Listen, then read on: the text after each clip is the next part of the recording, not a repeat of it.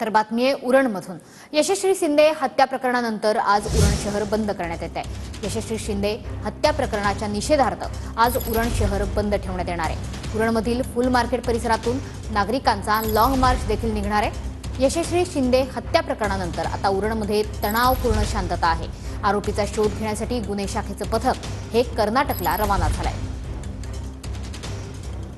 सदर मुलगी ही बेलापूर या ठिकाणी नोकरीस होती। त्या दिवशी ती हाफ डे घेऊन लवकर आलेली होती आणि अंदाजे दुपारी 3:30 ते 4च्या सुमारास कदाचित तिच्याबरोबरची ही दुर्घटना घडलेली असावी असा प्राथमिक तपास आहे। म्हणजे संशयित आरोपी ट्रेस झालेला आहे, पोलीस त्याच्या मागोवर आहेत।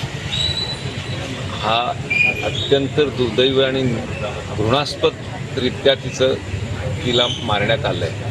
पूर्ण पोलीस रेकॉर्ड ट्रॅकवर असल्यामुळे सर्व समाज शांत आहे आणि झालेल्या हत्याऱ्याला पूर्ण शिक्षा मिळाली पाहिजे हीच समस्त उरणकरांची मागणी आहे।